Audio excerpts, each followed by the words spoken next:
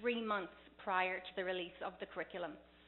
The survey was vague and generalized, and it made no reference to the actual controversial issues. In fact, the council chair member at the 2 schools my daughters attend in Milton knew nothing about the survey, nor did they receive one. So quite simply, as parents, if we are required to sign a consent form for a pizza to be given to our children at school, then why does this government completely disregard us by not asking for our consent or consultation on the topic of sex? Parents seem to know more about the pizza their child is receiving at school than the sex education they are receiving. So we know it is the job of school trustees to oversee the implementation of curriculum and policy. So some of their roles are trustees are lobbyists. They listen to the voice of the local community. As elected officials, trustees must balance the demands of the community with the duties required by the Ministry of Education. And by law, they are required to consult with parents. Trustees are accountable to their electorate, and a school board must place all students first when making decisions. And believe me, parents are extremely grateful to have our elected trustees to turn to in these matters, because we know then it is your job to tell the government in this case that they've gone too far, and more time is needed for a thorough review of this curriculum. It really is a basic request, and one that is already mandated by the government. In the Catholic system, we have the Institute of Catholic Education, ICE as we know them, who takes the curriculum content and filters it through the Catholic lens in the Fully Alive series. However, parents have not seen any publication from ICE, and some of the curriculum content is so diametrically opposed to Catholic teachings, we do not know how they could possibly filter it. So we know that ICE is seen as an expert to defer to. But again, with all due respect, in this case and in every case, it is not necessary for the trustees to defer to these experts in order to vote your conscience. Trustees are not elected to defer to experts. You were elected to defer to your conscience and to your constituents. Just as I don't need a doctorate or a degree to validate my authority or a panel of experts to review my decisions as a parent, trustees also do not need a panel of experts of any kind to validate their authority. That authority was already given to you the day you were elected. So otherwise, why do we have trustees, especially Catholic trustees, who are also supposed to see that our rights in the separate school system are upheld? And as the Ontario Human Rights Commission says, and I quote, "Separate schools in Ontario have special rights guaranteed by the Constitution and by the Education Act. Section 19 means that the Code cannot affect those rights, which are mainly related to the existence and funding of the Roman Catholic schools." So it would seem pointless to have a separate Catholic school system if we just accept the same curriculum that goes to every board, when clearly we see that the protection of our faith and then consequently the protection of our children is already mandated. So we simply ask that you would exercise your authority as our elected representatives and vote yes to this motion. Because I tell you, parents do not accept the government dictating to us that the following would be taught to 11-year-olds in grade 6. And I quote from the curriculum, "Exploring one's body by touching or masturbating is something that many people do and find pleasurable. It is common and is not harmful, and is one way of learning about your body.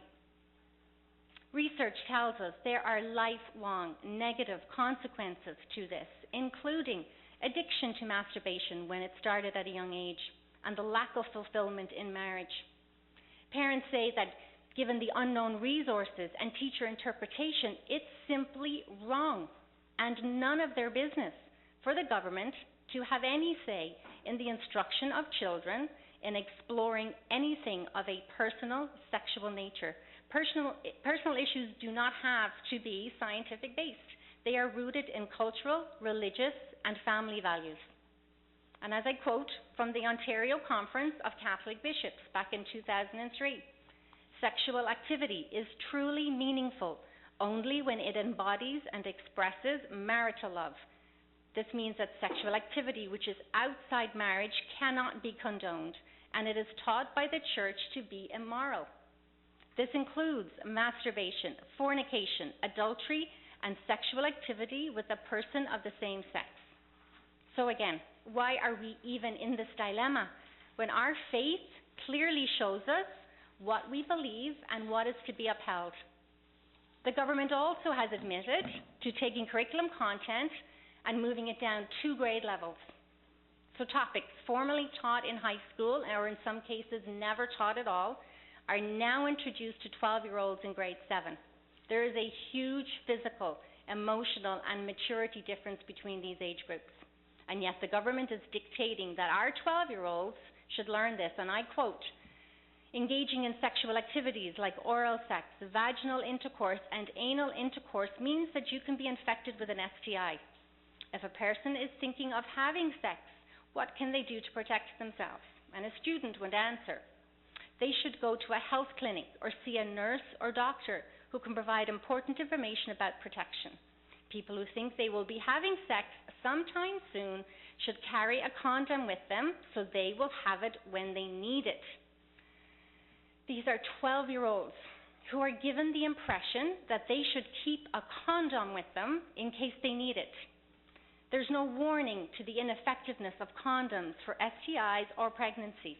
There's no mention of the medical dangers of anal sex. There's no mention of a parent as a source of information. And there is no emphasis on how to practically make abstinence a part of their life. The government already gives trustees the authority to run our schools.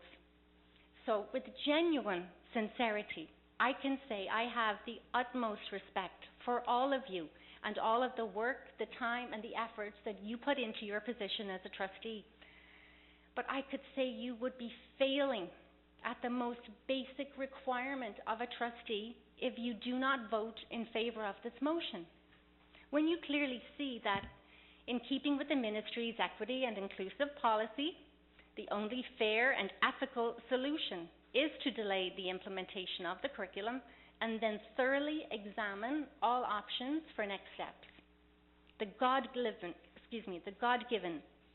legal rights of parents are blatantly being ignored, but you have the authority to ensure that they are upheld and that the age-inappropriate content of this curriculum will erode and then destroy the innocence of children.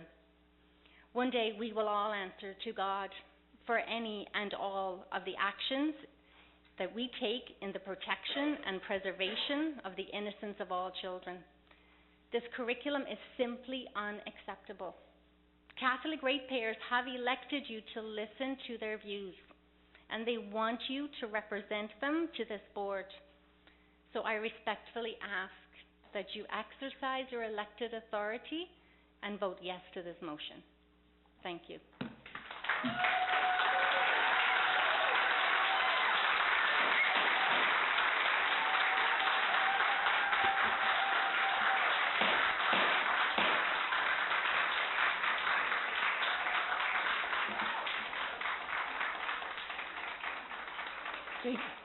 Thank you very much. I ask you if you will please respect the next speaker. Thank you. Now Ms. Stepniowski. Yes, good evening.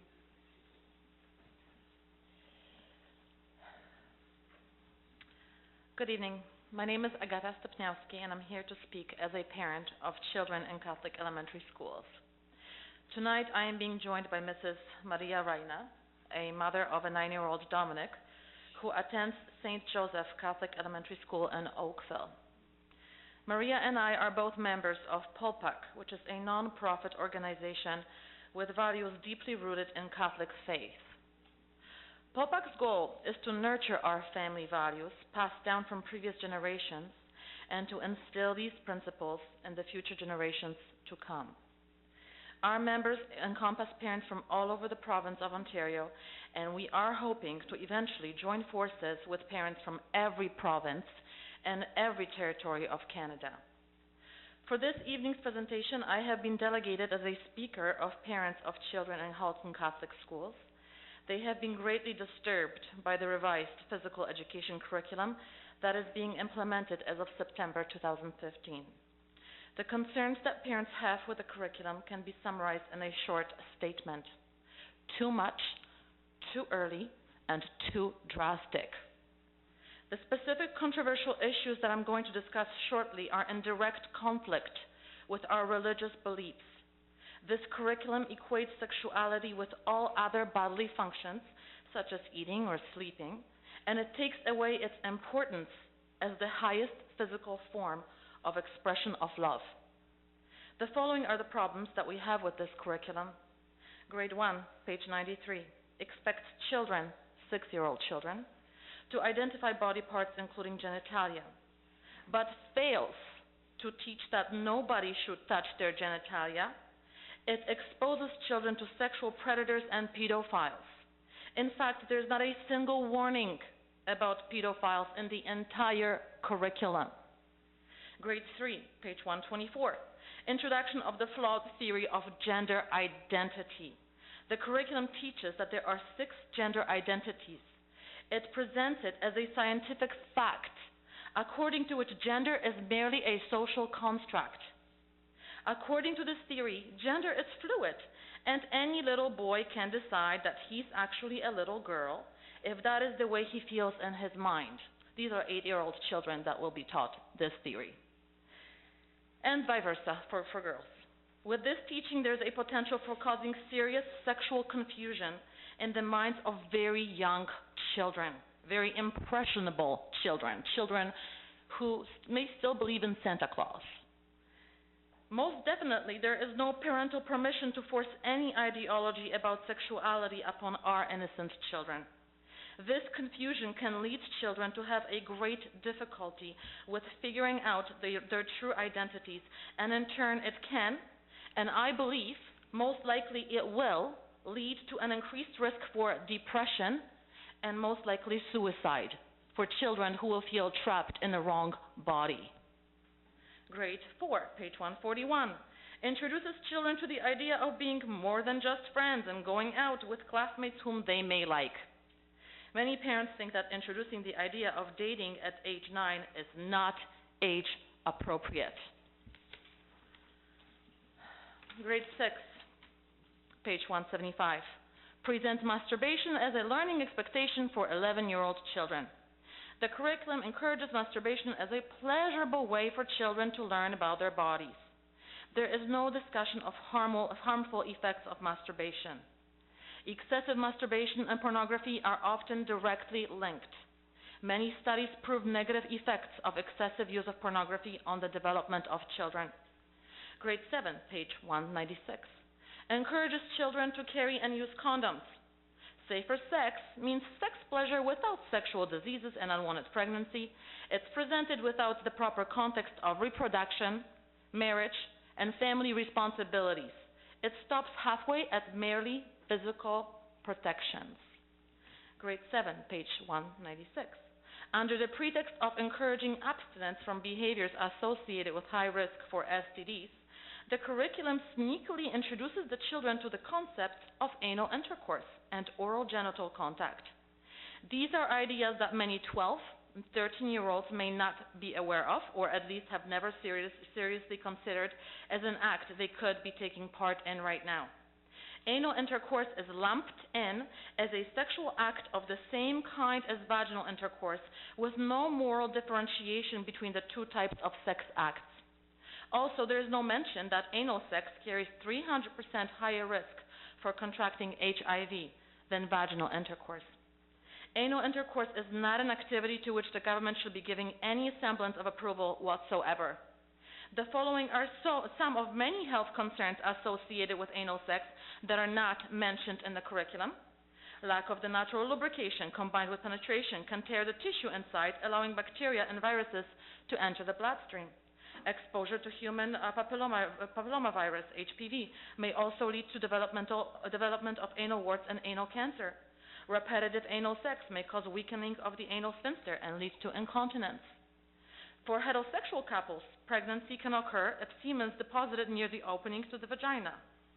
And there is the issue of Mr. Benjamin Levin. Let's not forget the fact that this curriculum was written under the direction of a convicted child pornographer, Mr. Benjamin Levin, who was the Deputy Education Minister at the time, serving under then Education Minister Kathleen Wynne. Mr. Levin pled guilty to 3 charges of child pornography, including possessing it, producing it, and counseling other people to commit pedophilia, including incest. For those doubting Mr. Levin's direct involvement in the shaping of the new physical education curriculum, I would like to add that Mr. Levin played a key role in developing the Ontario's new sex education curriculum, according to documents revealed by the Toronto Sun columnist Joe Warmington, despite claims to the contrary by Premier Kathleen Wynne. Mr. Levin said himself that he was in charge of crafting Ontario's sex ed curriculum. All statements from Levin while serving as Deputy Minister of Education reveal him repeatedly taking ownership for the 2010 sex ed curriculum, which has just been reintroduced with little change. Mr. Levin sent a memo on March 6, 2009, announcing that he was taking direct charge of the province's school curriculum. Quote, "Dear colleagues, I am writing to provide an update on our sector's agenda. I will be filling the ADM, Assistant Deputy Minister position, previously held by George Zigarak," unquote. He wrote, quote, "The division formerly headed by George Zigarak will be renamed as Learning and Curriculum. It will have responsibility for curriculum and for special education, including provincial schools," unquote. A month later, Mr. Levin announced, quote, "Today the Ministry released its new Equity and Inclusive Education Strategy paper. This province-wide strategy has been a priority for our Minister of Education, Kathleen Wynne, and me," unquote. Point of order, please. I can't find where you are in your script. Yes, that was like the last-minute addition that I'm sorry, that's not acceptable. Okay, then I'll continue to. 2 minutes left. Okay. Should warning bells be going off when parents learn that convicted sexual predator oversaw writing of curriculum which gets 6-year-olds talking about their genitals, encourages kids to masturbate, and wants to get 13-year-olds thinking about oral and anal sex? Maybe Mr. Benjamin Levin's involvement explains why there is not a single warning about child pornography and pedophiles in this curriculum.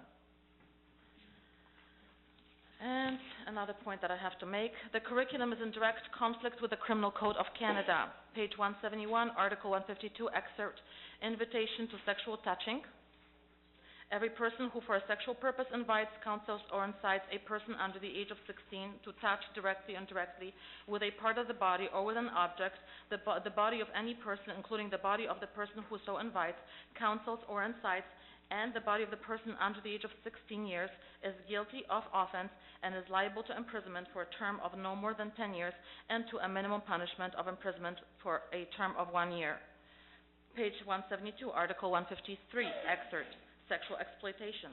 Every person commits an offense who is in position of trust or authority towards a young person who is a person with whom the young person is in a relationship of dependency, or who is in a relationship with a young person that is exploitative of the young person, and who, A, for sexual purpose touches directly or indirectly with a part of the body or with an object any part of the body of the young person, or B, for sexual purpose invites, counsels, or incites a young person to touch directly or indirectly with a part of the body or with an object the body of any person, including the body of the person who so invites, counsels, or incites, and the body of the young person.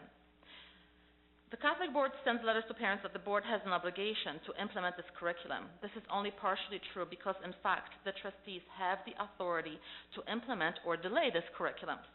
Based on our concerns that we presented in this meeting and based on the fact that parents do not feel properly consulted about the content of this curriculum, we are asking you to delay its implementation in Catholic school by 1 year. 1 year of delay will give parents in Catholic institutions enough time to fully review the curriculum and maybe even Thank you very much. You've run out of time. I just have literally one sentence left.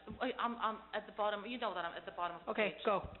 The Constitution Act of 1867. Moreover, Catholic school boards in Ontario have a constitutional... Objection.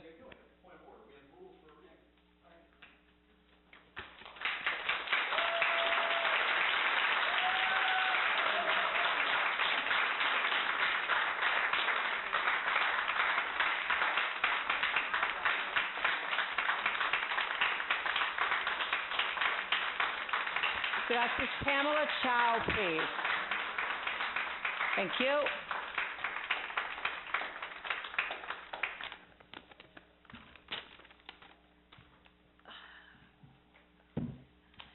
Good evening, everyone. My name is Pamela, longtime Oakville resident. I have 2 kids attend Oakville Catholic schools. Tonight, I'm here on behalf of Halton Chinese Parents Group to voice their concern on new sex education curriculum. There's 3 main concerns that Chinese Parents Group would like me to address here tonight. The first one is some contents of sex education curriculum is not suitable for children. Second, children in elementary school are too young to fully understand some materials. Third, sex education is also part of the parents' responsibility. And now I go back to the first point. Some contents of sex education curriculum are not suitable for children.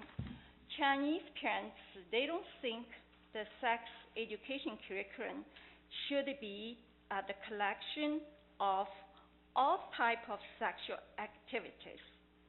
Chinese Parents Group concern about it is this is necessary for children to know all of them at the early school age. Excuse me, a point of order. Point of order. The script that we were given prior to the meeting is not what I'm hearing this evening. So I think it's in line with what I want to address on behalf of Chinese parents. Okay, I just go through the second point. First of all, children in the elementary school are too young to fully understand. We all know children are vulnerable, innocent in their early age. Point of order, Madam Chair. We have rules in place for a reason. We received a specific presentation that was going to be presented this evening, and we expect that presentation to be made. Are you going to be following your script, or would you like to just... Yes, I am. No, you're not following your script. You mean the script is sent The by one that you submitted to the board? Oh, because it's a little bit poor grammar, that's why I need to make it clear. I'm sorry, we have rules and regulations, as Trustee Marai said.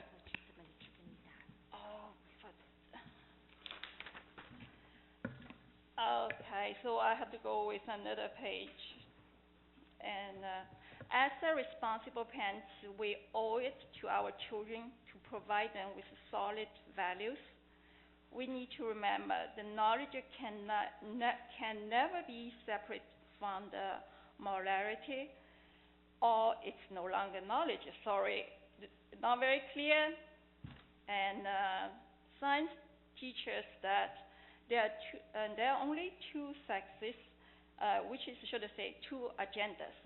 And even with the new technology, we cannot create more different agenda. There's only 2 agendas. And the curriculum does not include morality. It's not considered a very good curriculum. Teaching sex without teaching responsibility and not including love also is not a very good educational material. A new curriculum with some misleading information could be harmful to the young kids.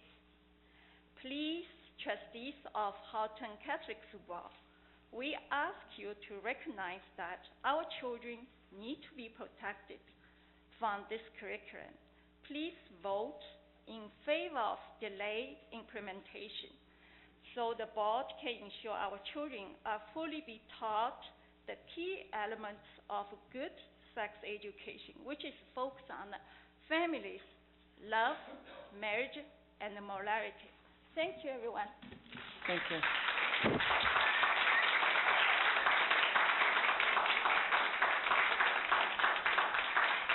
Ms. Barrera?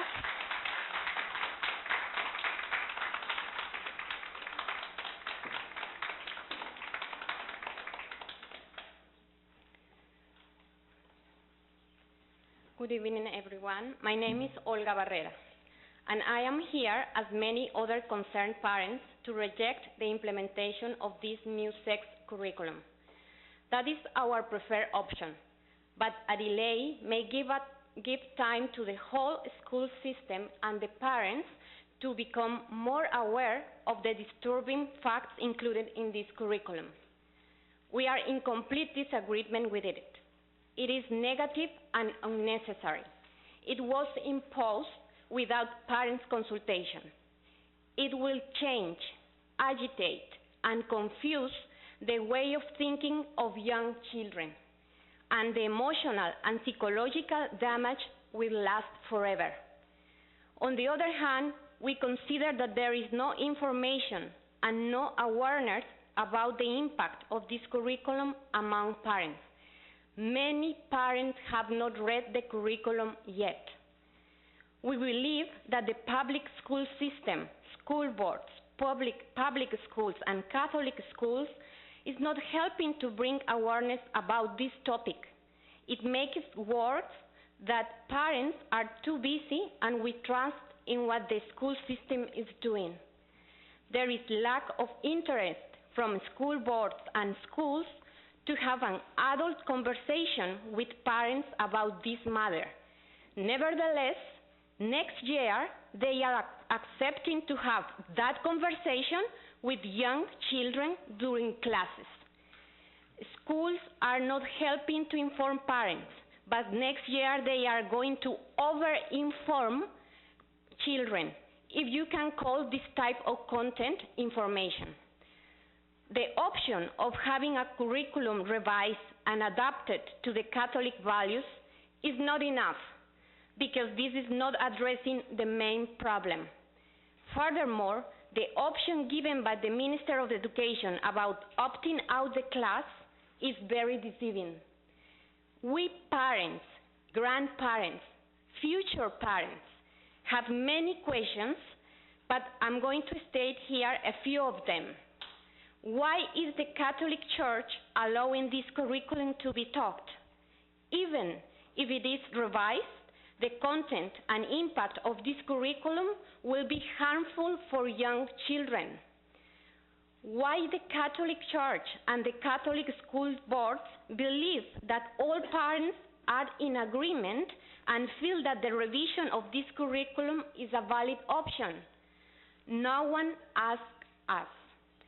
When parents' input is going to be taken into account by the Premier of Ontario, Minister of Education, Catholic Church, school boards, schools, it is our children that you all are deciding upon. Why the school boards and schools are not helping to bring awareness to parents to read the curriculum and to guide them as to what they should do if they do not feel comfortable about the content of this curriculum?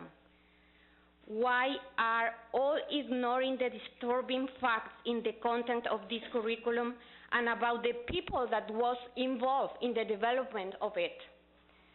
Why do parents not know yet details in regards to the implementation of this curriculum? Teachers' material, training that the teachers are going to have, books or graphics that will be used for children. How it will be controlled, how far teachers can go in explanations in the classroom. Is it an average classroom size of 24 to 30 children the safest place to have these conversations? While we respect the parents who believe that their children are prepared to hear what this curriculum is going to say, they have the right and freedom to talk with their children and give them the information they feel is right. Nevertheless, why the government of Ontario and the school system do not respect also the choice of parents like me and the others like us who believe that the teaching, the delicate aspects of belief of life is an individual family decision, and it is not up to the school system or the rest of the society. The United Nations recognizes that the parents' right to transmit their own moral and religious beliefs to their children on sensitive topics comes before the interest of the state. Quote, parents have a prior right to choose the kind of education that shall be given to their children, unquote. The experts that the education system, including the Catholic Church, are consulting to develop and review the curriculum do not know our children and will never know them as I do them. Our understanding is that the Catholic school boards in Ontario have a constitutional right under the Section 93 of the Constitution Act to reject any law, regulation, or education policy which adversely affects the content of faith and morals. Nothing is clear. There is lack of information or guidance for parents who are concerned about this. The absence of parent consultation during the design of this curriculum is happening now during the implementation. Halton Catholic trustees, please be the voice of concerned parents and help us to make this process fair for everyone. We do not believe that taking care of this is a political or religious matter. Protecting and keeping the innocence of children should be a universal value. Values and morals in life are not taught with a beautiful parental guides, manuals, and other children-like books that the Ministry of Education has designed to support this curriculum. Values and morals are taught by example, with appropriate adult role models, with respect and deep consciousness. Thank you.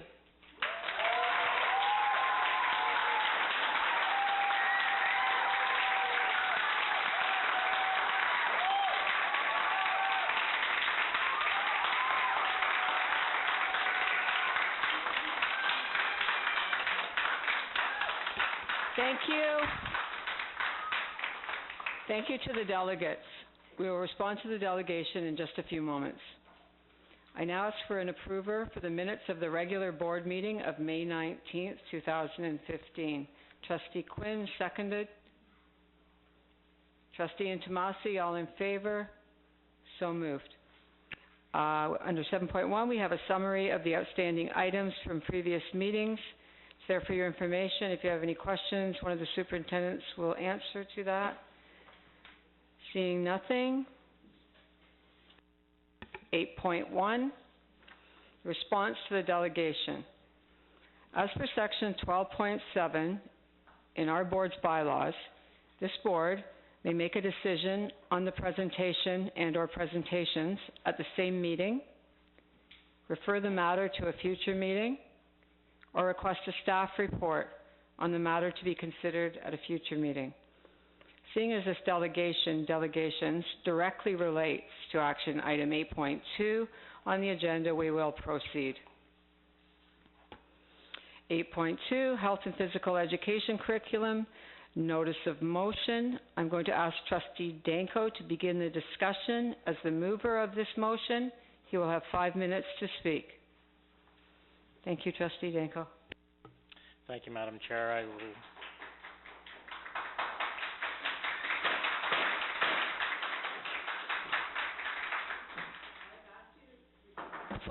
listen. We're going to have to close the doors to proceed if you can't conduct yourself accordingly. Trustee Danko, once again. Madam Chair, I would like to thank you for recognizing me. I would like to move the following, and I will not debate it until it's seconded and it's on the floor. So, the resolution is as follows. Whereas, concerned parents and ratepayers across Ontario have signed public petitions with over 100,000 signatures rejecting the current health and physical education curriculum due to its graphic content. Whereas the Government of Ontario promised parents that the government would consult with the people of Ontario on a new sex education program. Whereas the contents of the 2015 Health and Physical Education curriculum as presented has unified Ontarians from all cultural and religious backgrounds in denouncing age-inappropriate, explicit content that specifically contradicts Catholic moral teaching, the text in grade 6, age 11, describes masturbation as a pleasurable thing that is not harmful. In grade 7, age 12, promotes anal and oral sex at an inappropriate age. The text A never mentions love at all. B thus removes sexual education from notions of love, commitment, and marriage. C rarely refers children to their parents as the primary consultants for their children's decisions about their sexual activities.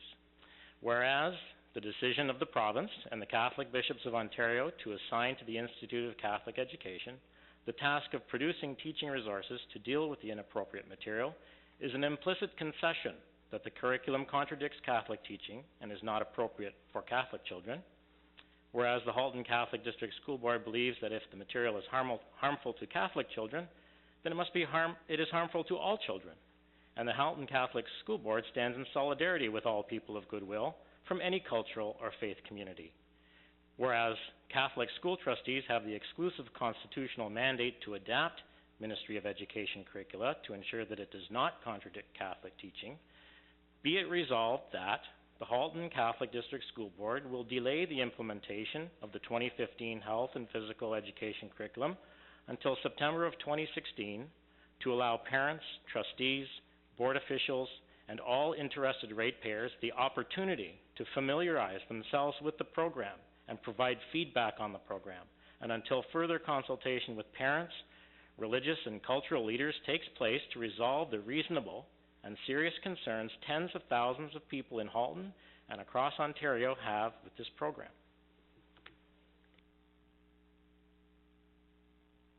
Need a seconder, please?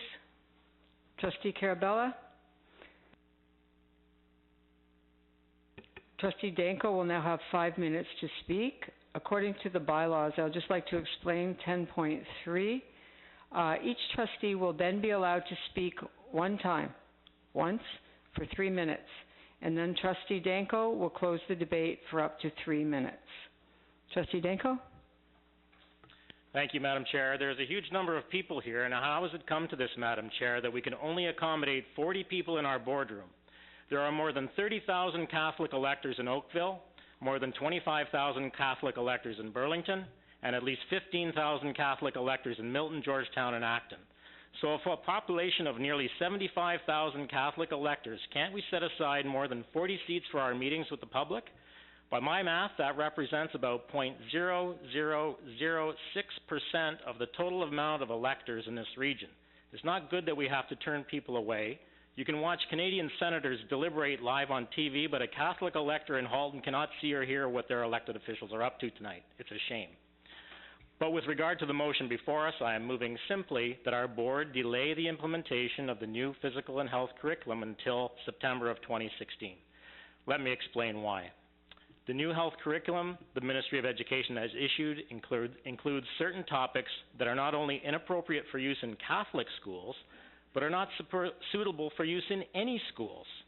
How do we know that this program is not appropriate for Catholic schools? We know because the Bishops of Ontario have asked the Institute for Catholic Education to rewrite this program. What more evidence do we need? If this program is okay for Catholic schools, why is the Ontario government providing the Institute for Catholic Education with $250,000 in funding to undertake a rewrite of this program? That is roughly equivalent to the annual salary of a typical director of education in any school board in Ontario. These two facts demonstrate, one, that the bishops believe that this program is not acceptable in its current form, and two, that the province acknowledges this by providing the funding to correct it. Why is this program not acceptable in its current form, Madam Chair? First, I believe it is not acceptable because it promotes sexual activity, not within the context of love and responsibility, commitment, and marriage, but in the context of pleasure for its own sake. It reduces sexual activity to a morally neutral exercise in self-discovery, not mentioning the word love even once. Secondly, this program promotes certain activities at a very early age and does not discourage them. That is why the bishops want the curriculum to be rewritten, because it separates sex from any notion of love and commitment and marriage. But more importantly, Madam Chair, if this program is bad for Catholic children, I believe it's bad for all children. Should any children Should any No, children... excuse me, Trustee Danko, no more outbursts from the gallery will be tolerated. Commissioners, please restore order now before we move on.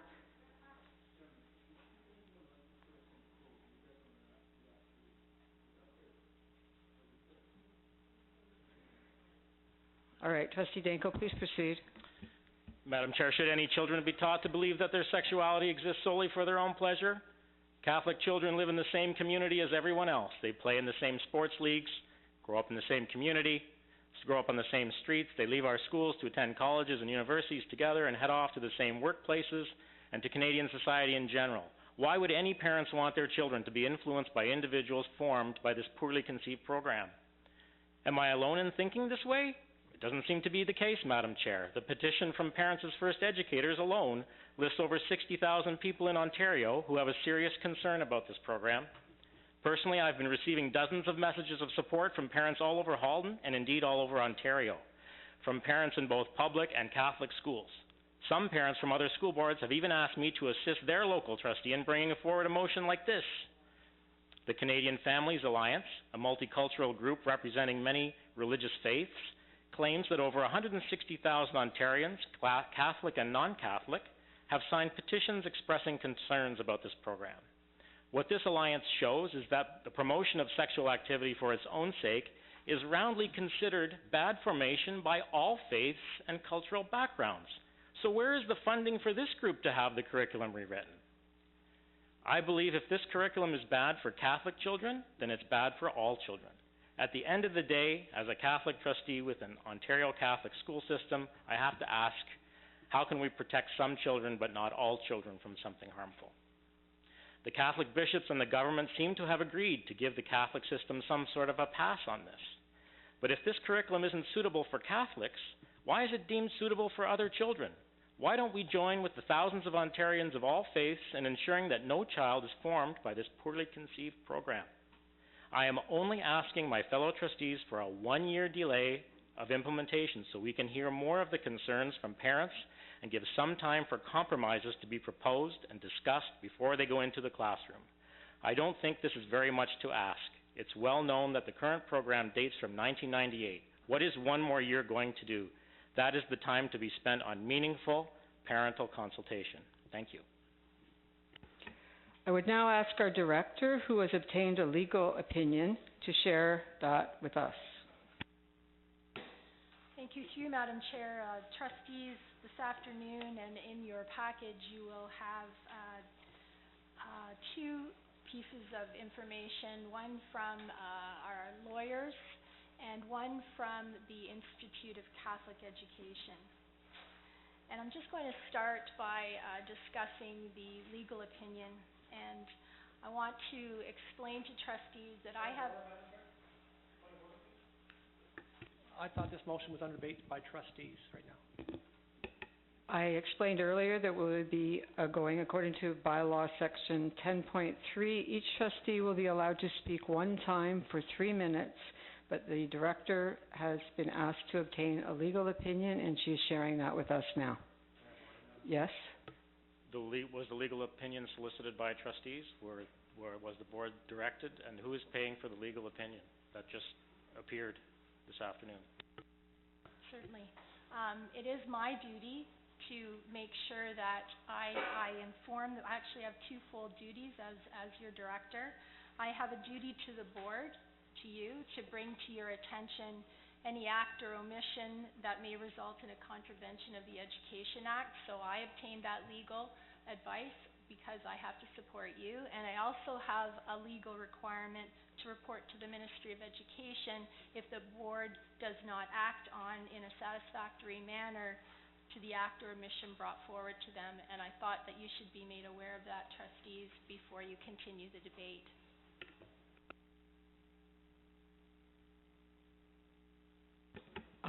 I would now ask that we move accordingly around, but I'm going to ask Vice Chair Ian Tomasi to begin. You have 3 minutes.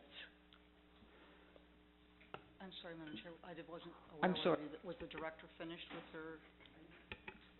Are we concluded? Are we going forward with this? Well, I wanted to explain more about the legal opinion, but I can do it at the end if you No, would like. I think we should, if you want to vote on this, we can do that. Madam Chair, point of order. It's on the agenda as information item 11 or some point something. We're debating an issue right now. There's a motion on the floor. All right, we'll leave it as an information item then. All right, Arlene, Trustee Intomasi, could you please move forward with your... Thank you, Madam Chair. I certainly appreciate everybody coming out, and I understand where everyone's coming from. What I do have a problem with is some of the comments that are in Trustee Danko's motion, in that I see some inaccuracies, and what I've heard tonight also is people are quoting things that what they call teacher prompts, which is very different than the expectation that the ministry has to deliver. Okay? So what there is then is curriculum is written using language that identifies expectations of learning and language that provides optional examples, or what they call teacher prompts. These are the things that are cited about the masturbation and the anal and oral sex, etc., etc. These are discussions for teachers, examples, so that they can draw upon those if and when that sort of subject comes up. These are the more sensitive issues. Okay, so in simplest terms, anything that appears in the curriculum document as a teacher prompt, as a student question, or as an example, it's usually in brackets in that curriculum. And it's not mandatory. This is not something our teachers are running out to do. Okay? So therefore, the examples that are provided to help teachers to support the delivery of the expectation, it's precisely these pieces, the prompts. This is what ICE is going to be dealing with. Okay, so when our teachers go in next year to teach the revised curriculum, they'll be able to refer to the Catholic examples that are consistent with the Catholic teaching. And let's keep in mind that nothing's coming out until ICE and the bishop are finished with it. Okay, and the truth is, and this comes directly from ICE, that 90% of the material that appears in the revised curriculum is already covered in our Fully Alive program. So some of that is that's just going to continue on. The percentage of the curriculum we're talking about here is very small. And yet, for some reason, the tail is wagging the dog, if I can put it in those terms. I'm not trying to insult anybody, but there is huge misconceptions out there of what the curriculum does and what the teachers will or won't be speaking to. Okay, I have spoken to Mike Potler of ICE. I've spoken to Bishop Burgee. Bishop Burgee is responsible for education with the Ontario bishops. And both of them have assured me that everything is under control, that they just need a little time to get it done. They're on schedule. They know what their schedule is, and I believe that's outlined in Mr. Potler's letter. We've had support from Bishop Crosby, and I just want to assure everybody that we're giving it our best effort. And I wouldn't think that tomorrow, or come September 1st, that all our teachers are going to be running out and hitting these points that you think are going to be spoken to in huge detail. If it's uncomfortable for us as a human being, imagine being a teacher in front of 20 children. This is not an easy topic. And I think that sometimes we get a little carried away with the whole thing, and until everyone really understands what's going on, until we get what we're supposed to get from the bishop, I would just ask for your patience and have confidence in what we're doing. Thank you. Thank you, Trustee Intomasi. In the essence of order, we're going to start with Trustee Carabella and go around the table from her. Thank you. So this is not the voting. This is your 3 minutes.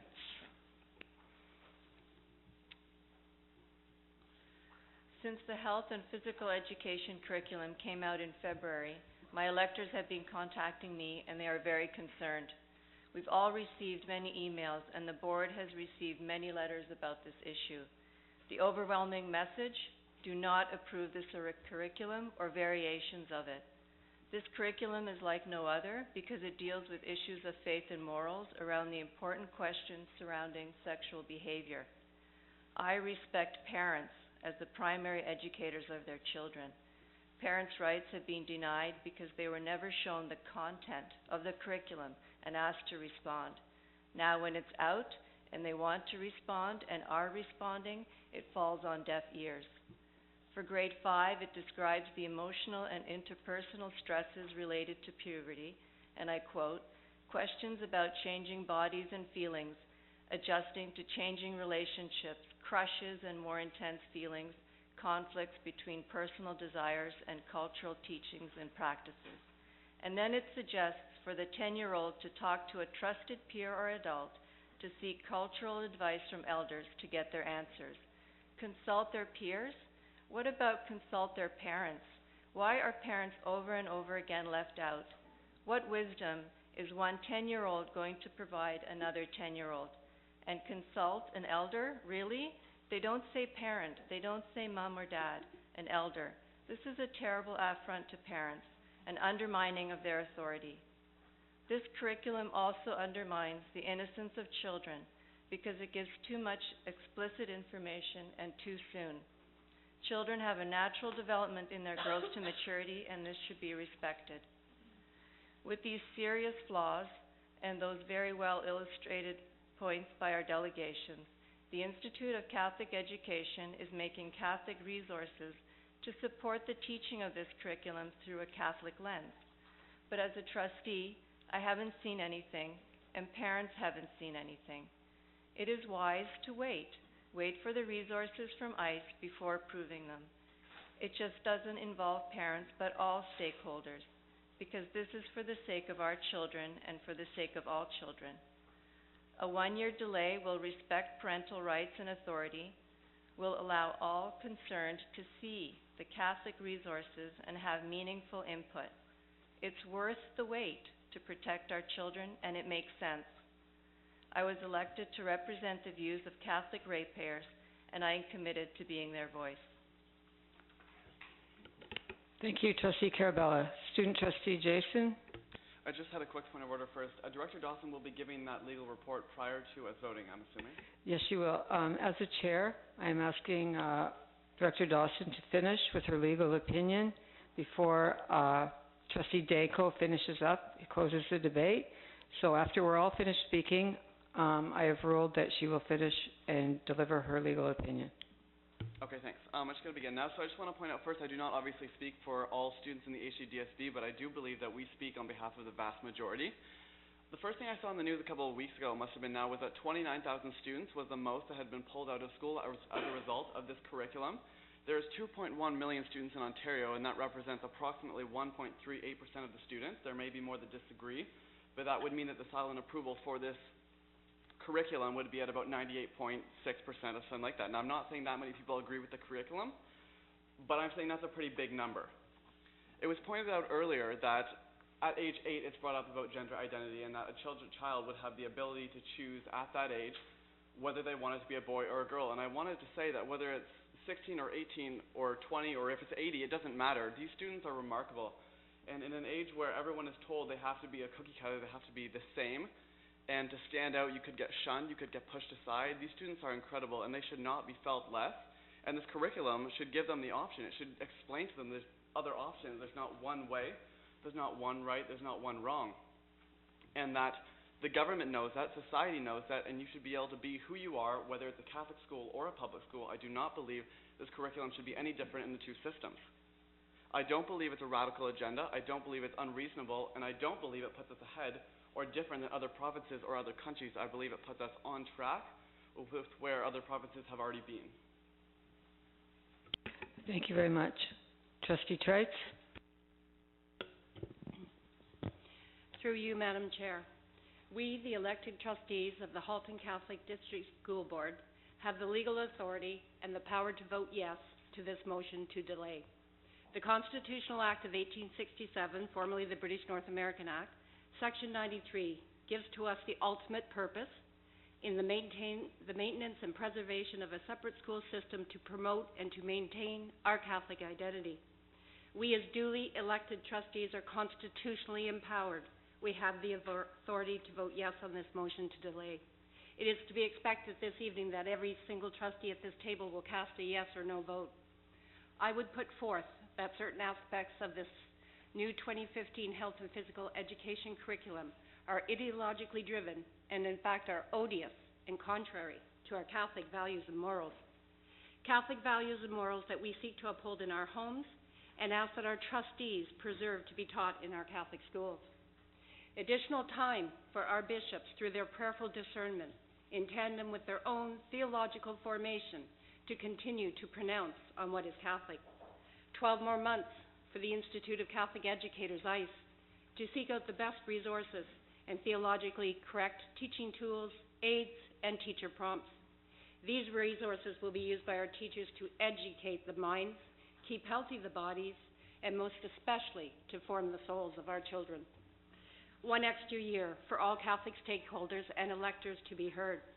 We are all aware that there has been no meaningful consultation buy-in with this government, evidenced by the tens of thousands that have signed petitions, the many demonstrations that have been held and are yet to be held, by the pulling of thousands of children from their classes in schools. And we know this will continue. The Ministry of Education, through the Education Act, clearly recognizes that Catholic trustees have a constitutionally protected right, a duty, and we have the authority to make this 2015 health and physical education curriculum our own and in our own time frame. To my fellow elected Catholic trustees, we can take the words of Section 93 from the Constitutional Act of 1867, and again these same words upheld by the Charter of Rights and Freedoms, Section 29. We can vivify and give life to these words because we have that authority. The authority to adapt any curricula so that it does not contradict nor add what is not proper Catholic teachings. Vote yes to this motion to delay the implementation of the 2015 Health and Physical Education curriculum until September 2016. Through you, Madam Chair, thank you. Thank you, Trustee Trites. Trustee Rabenda. Thank you, Madam Chair. With regard to the numbers that are being passed around today, I have to just add that Milton, a number of thousand of ratepayers, I have heard from no more than 40 at the best. With concerns and a few that have been in favor of this curriculum. I'm very grateful to have received today the legal opinion from our lawyers and also an update from the Institute for Catholic Education outlining the program, the activities, and the manner in which they will prepare materials for our schools. For me, at this point in time, I acknowledge the tremendous speeches and presentations we've had here today, and I have to agree with much of what is said. But at this point in time, I think that I would be interested in hearing at some point how this board would unfold and roll out the training of teachers with regard to the changes, and I don't know whether it would be appropriate for the superintendent of curriculum to speak now or not. Probably not the time. But I think that is really critical, and I think it's really critical that if we go ahead and follow the ICE mandate, then we would have a great responsibility to communicate with our parents and have parental meetings in the different areas of our board and with different grade levels, much in the same way as schools speak to the grade 2 and the grade 7 students and their parents about the sacraments that we receive. That's about it for now. Thank you. Thank you, Trustee Rabenda. Trustee Marai. Madam Chair, unfortunately this motion ignores a very significant fact, one that all Catholics should be proud of and not ignore. That is, the Catholic community has developed a unique and historically important partnership between the province, the Catholic Bishops of Ontario, the Institute for Catholic Education, and Catholic school boards, a partnership that allows us to develop our own Catholic curriculum. The way I see it, this sensitive area, the health and physical education curriculum, has 3 prongs, and therefore 3 distinct areas in which we can provide input and have consultation from the public. The content, the pedagogy, and the theology. Was there consultation on the content? Yes. Like the process or not, the ministry has had a consultation process. In fact, one that involved all schools at all 72 boards across the province. Just like any other consultation process, every member of the public won't agree with the outcome. But the scrutiny is just beginning. It's now handed over to the Institute for Catholic Education to craft education experts to deal with the pedagogy. But the big concern I hear among parents that I've talked to is, will it be taught within a Catholic lens? And the resounding answer is yes. Let me ask you this. Who is better positioned to ensure the curriculum is congruent with Catholic values than the bishops of the Catholic Church? And even if parents are still not satisfied, even if the parents still believe the bishops of the Catholic Church do not make it Catholic enough, they can opt out and teach it at home, however they choose. With that, it's time for us to move forward. Thank you, Trustee Marai. Chloe, student trustee. Thank you, Madam Chair. So I'd just like to read an article talking about busting myths in the Ontario sex ed curriculum. So myth number 1, grade 1 students will be taught names of body parts. Since 1998, Ontario grade 1 teachers have been expected to teach anatomical names of body parts. So this is nothing new. Kids will just understand what each body part is and the name, which they should because it is their body. Why does the new curriculum teach masturbation? Masturbation is not taught. In grade 6, the curriculum describes how students can lay a foundation for healthy relationships by acquiring a clear understanding for physical, social, and emotional changes that occur during adolescence. Why are students taught about anal and oral sex? Anal and oral sex are not taught. The words anal intercourse are provided as an example in grade 7, which follows. Explain the importance of having a shared understanding with a partner about the following. Delaying sexual activity until they are older. We talk here about Catholic values and about how we want to put that onto the students. They are promoting delaying sexual activity, which is what we promote in the Catholic Church, abstinence. They're not telling kids to go out and have sex. They're telling them that if you have sex, A, B, and C will happen. Why spoil a child's innocence with all this sex talk? Students do not learn about sex and intercourse. The curriculum does not encourage engagement in such behaviors. In fact, in many statements about delaying activity, the idea that we're spoiling children's innocence by teaching about sex, I believe, is completely false. The more a child is educated in this world, the more they can make better decisions. It's like saying that if you teach a child about racism, they will become racist. No, they will understand the consequences of saying something racist. They will understand that if I do something, this will happen. We also have this idea about teaching through a Catholic lens. This is why in our school board we have focus on faith themes and we have Catholic graduate expectations. These are expectations put on teachers to say that, okay, if you give this idea, if you give this lesson, make sure that it includes the focus on faith theme and make sure that it follows the Catholic graduate expectations. Math is not given from a Christian perspective. When the ministry puts it out, it's for public and Catholic schools. It's up to the teacher to put it into a Catholic perspective. So by you saying that we need to delay this for another year, you're basically telling me that you don't trust the teachers to put a Catholic perspective on it. You don't trust teachers to do their jobs. You are saying that we need to put it back into the hands of trustees because teachers who have been to school for 5, 6, 7 years can't do it themselves. Is that what you're telling me? You don't trust the teachers? You don't trust the teachers that the board has hired, who have gone through rigorous interviews, who have gone through training? Because if you don't trust them, then that's a whole other issue. It has nothing to do with sex ed.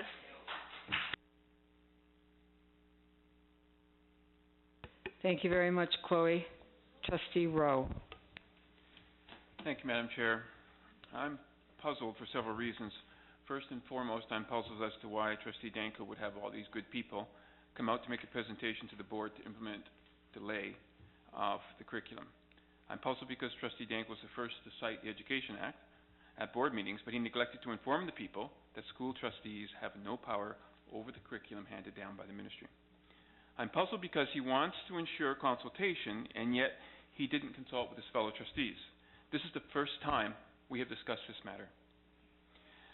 He knows I was the first to ask staff to ensure that the school council chairs knew what was currently being taught before answering the ministry questionnaire, yet he's never spoken to me.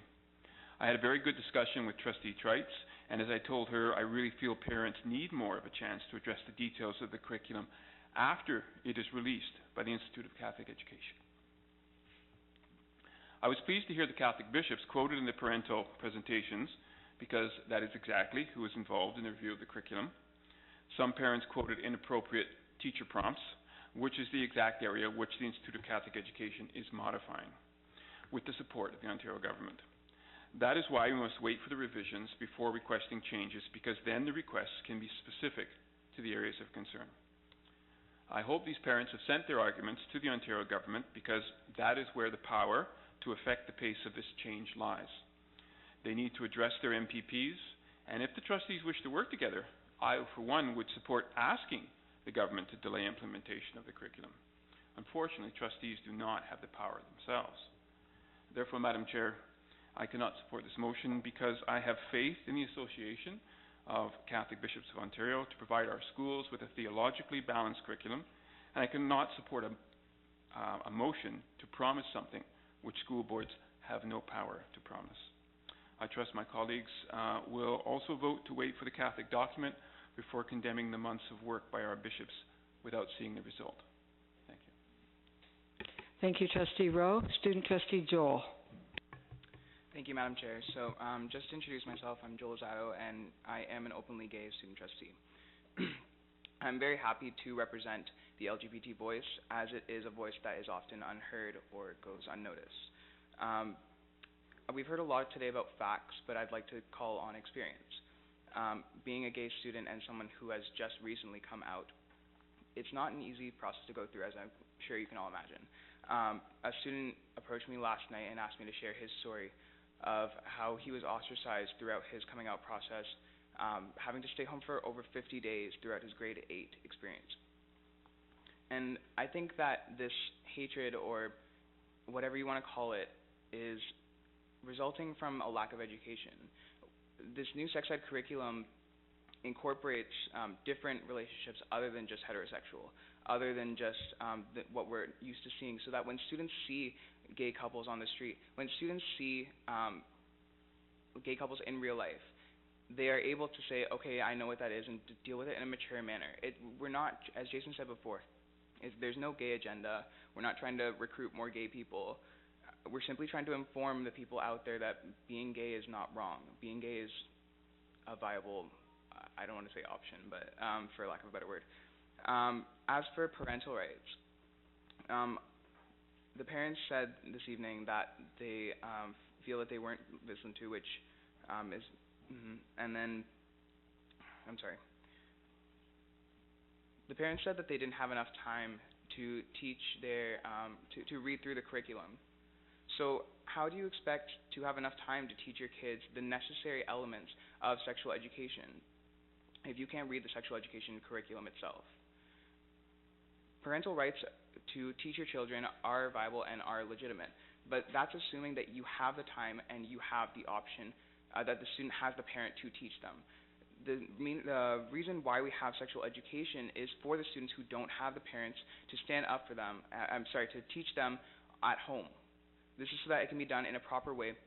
We talk about innocence. This innocence is already being corrupted by the media and by the amount of sexual exploitation that is thrown in the face of youth today. So by informing them at a younger age, before they are actually prepared to come to terms with decisions that have to do with this, it's so important to acknowledge it in a way, to inform them in a way that is correct, that we know we can regulate, instead of relying on the media and other people to inform our children. And I don't think students can wait 1 year to hear this. I think they need to hear it now, and I refuse to let our students be left in the dark without safety or education. Thank you, Joel. Trustee Quinn. Thank you. Through you, Madam Chair, I rise to support the motion of Trustee Danko and encourage my fellow trustees to do likewise. It is my contention that our board must live up to every duty to which we are obligated, not just the easy ones, not just to pick and choose those which the province and the ministry makes it easy for us to accomplish. Our fiduciary duty is to ensure that the curriculum, the entire curriculum, does not contravene our Catholic faith. Full stop. The Ontario Bishops guide us in this duty, and the Institute for Catholic Education are currently assembling experts and educators to help them provide this guidance.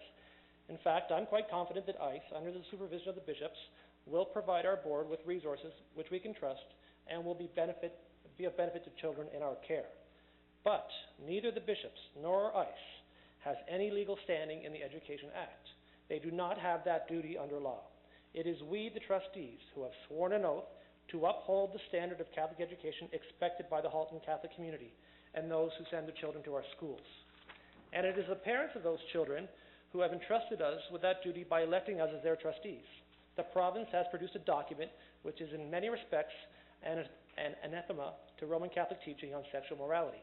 That document was produced without any meaningful or transparent consultation with parents as to the nature of the material and the age of the children to which that material contained in the revised curriculum is scheduled to be taught. We cannot rely on, nor defer to, nor acquiesce to, or trust others that they will do the work for us. Our role is to take action. The only document we have to address today is the health and physical education curriculum as it has been presented to us by the province.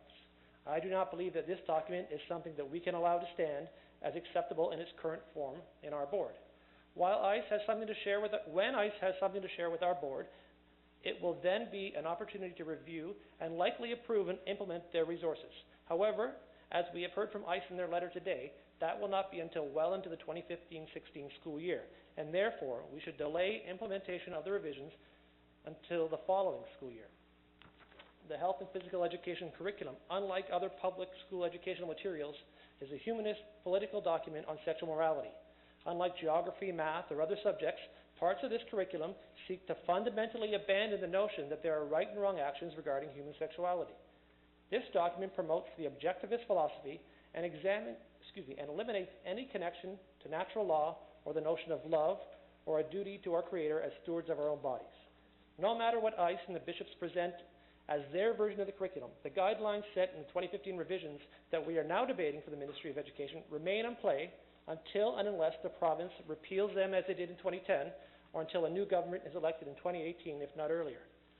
Our board should reject this change and maintain the status quo for similar to the recommendation from staff on early French immersion program. Let's see for ourselves what ICE has to present to the board. That's our duty. Let's give parents and the Halton Catholic community a chance to look at it too, and let us know what they think. That's our duty. Let's delay for 1 year and give this board the chance to reflect on our purpose, to adhere to the teachings of the magisterium and the church, and not pick and choose which tenets of our faith that we like and which we don't like, as though we're serving ourselves in a buffet line. Let's aim higher for the students of the Halton Catholic District School Board and not be scared into submission or give up on our principles. Thank you, Trustee Quinn. Your time is up. May I ask the Chair for another minute, please? I can't. There's too many objections. From whom? Paul?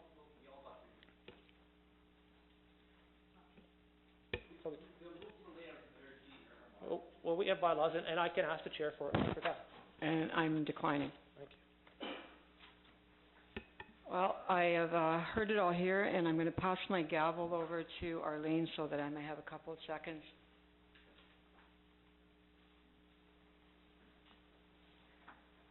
As some of you may know, I've contacted our spiritual leader, my spiritual leader of the Diocese of Hamilton, His Excellency Bishop Crosby, to seek his advice on this most delicate matter. The Bishop is encouraging us as a Board of Trustees to stay united with the bishops, have faith in our Catholic leaders, and in the Institute for Catholic Education to produce resources that will assist our Catholic teachers to implement the revised curriculum in a way that will stay true to our Catholic principles. It's pretty clear to me. Our Catholic partners have never failed the Catholic community when it comes to supporting the education of our students, ever. As Bishop Crosby stated to me, we need to move forward together for the good of unified Catholic education in the future. We need to preserve the future of publicly funded Catholic education. In light of the Bishop's advice, along with legal advice that we're about to hear from the Director, it is my belief that approving this proposed motion would be an absolute reckless and irresponsible move by us as a Board of Trustees. Thank you.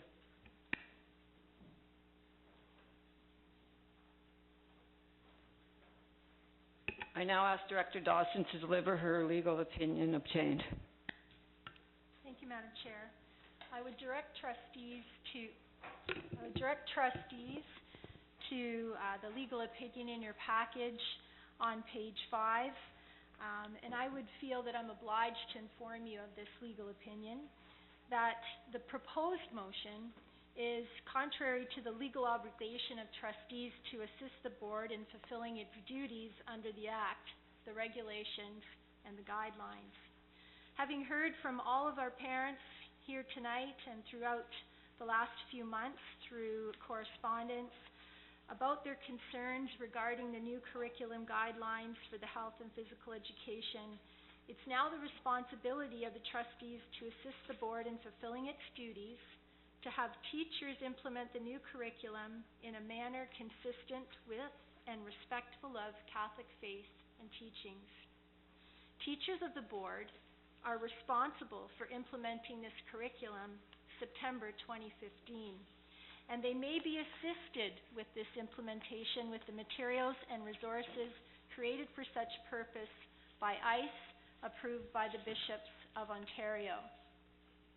And as Trustee Rabenda asked, she would like to know more about the timeline so that parents are aware of how current this will happen, how quickly this will happen. We know that ICE will be writing materials for teachers in July and August.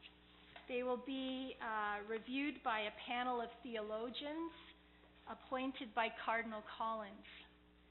This review and vetting of this curriculum will be done by the Education Commission of the Bishops in September 2015 and presented to the entire Assembly of Catholic Bishops of Ontario in October. Once October happens, these resources will be... Point of order, Madam, sorry. Is this the legal opinion or is this something else? I'm trying to tie it in with what Trustee Rabenda did or asked about with the legal opinion, because there were two questions about when was ICE going to have resources ready and what this legal opinion is saying. I'll allow it. Normally, the strand that is in question for the health and phys ed curriculum includes human development and sexual health, this is what it's called, is normally addressed in our family life program between February to April. So there will be a number of months upon receiving the bishop's approved resource to train our teachers and implement this. All communication materials for parents and the presentations supporting the school and system leaders will be available the third week of August, so there'll be more information for parents prior to the school year. I must also bring to the trustees' attention that a failure to implement this curriculum as required could result in an investigation by the Ministry of Education and a direction by the minister ordering compliance. And the failure to comply could result in a vesting order by Cabinet, and it could involve supervision of our district. Thank you, Madam Chair. Thank you. Madam Chair, a question? I'm going to ask you to close up your debate. You have up to 3 minutes. Madam Chair, I have a question about, before I get into my closing statement, I have a question about the legal opinion that was just brought up. Of the director, certainly. I would like to know, Madam Chair, if an erroneous, that is, a legal opinion that was in error, has ever been brought to this board before. I'm unaware of that, Trustee Danko. Thank you. I will now go into my closing statement unless the chair wishes to call upon anyone else. No, please close. Thank you, Madam Chair. Well, first of all, we have parents out in the lobby who were not even given the courtesy of a chair. They were not even given a chair to sit down on. They do not have, I am not even sure if they have a means of hearing the deliberations. So that is the courtesy that we've shown the people who arrived. Now, I have no doubt in my mind that the Institute for Catholic Education will produce a consistent document, a document consistent with our faith. The problem is there is nothing binding us to use it. As the director herself just mentioned, we're only bound to offer the ministry's curriculum. So the problem is that unless trustees make that the exclusive resource, we are not bound by what the bishops produce. And that's unfortunate, because I would like to bring another motion forward saying that that is the exclusive resource. The Education Act allows us to adapt curriculum. Otherwise, the Institute for Catholic Education would not be working on a rewrite of this program. They've been rewriting it because the original curriculum isn't appropriate for Catholic schools, and we've heard this evening, demonstrated by the fact that over 160,000 Ontarians also find an issue with this curriculum, that it's problematic for everyone. If it's bad for Catholic children, it's bad for all children, and I'm urging my fellow trustees to support my motion. It's only a one-year delay. It's not asking to reject the curriculum. It's not asking the ministry to drop it. It is asking for a reasonable delay to hear from parents after they've had a chance to examine it widespread. So I'm urging my fellow trustees to support me in this motion. Thank you. I'm now going to call the vote. Chair, I'd like a recorded vote, please. All right. We'll be moving around the table then, and I will ask you to say in favor or opposed. I'll just get my recording sheet out. Trustee Carabella. I'm in favor.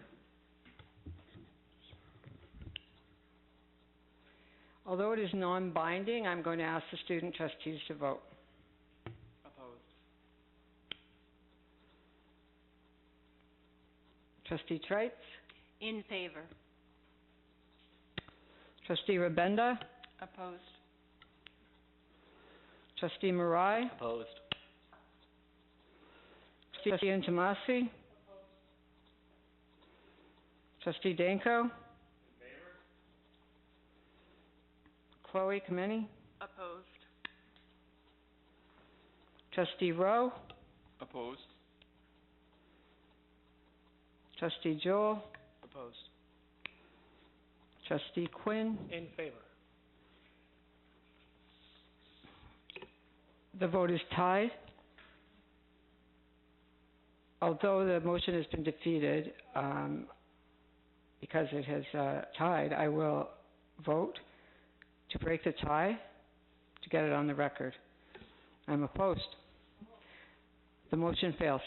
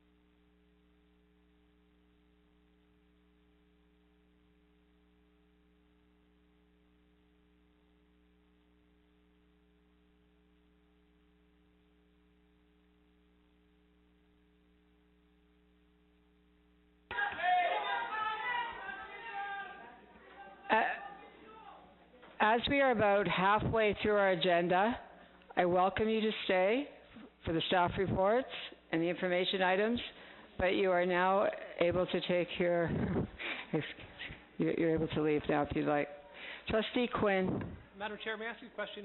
How may we extend time? I see we're getting close to time. At 10 o'clock, I will ask for a 2/3 vote, and then we can proceed. At 10:30, we need a unanimous decision to move forward. At 11 o'clock, we need a unanimous decision, and so on and so on.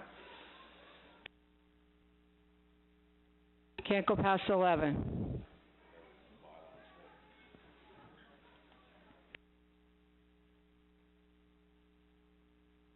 All right. Without further ado, I ask Superintendent Negro to present early French immersion. Thank you, Madam Chair. Through you, this is the action report that is pursuant to the last meeting's staff report on the recommendations for the early French immersion program in the board. We have presented 4 potential scenarios but due to the boundary reviews that are happening and the relative youth of this program, the staff recommendation is to proceed with a status quo arrangement until the boundary reviews are over and we have a few more years of achievement data to look at to have a more fulsome discussion on this particular issue. I'm happy to answer any questions you may have at this time. Trustee Quinn? Through you, Madam Chair, what does the superintendent predict those unfunded charges to be as we extend the French into the next number of grades? I understand that status quo still means that we'll be growing the early French immersion program, so how much are we looking at in an unfunded liability, I guess, for transportation and other costs? I will take an initial attempt at answering that question and then invite either Roxana or Superintendent McMahon to join in the discussion. As we add more grades, the unfunded costs of transporting these students to these programs will be reduced as we fill spots on buses, but they will continue to increase. They will not stay where they are. The per person cost will decline, but it will still, the charge to the board will still grow. And I would invite Roxana or Paul to add anything to that. Roxana? Paul? No? See nothing?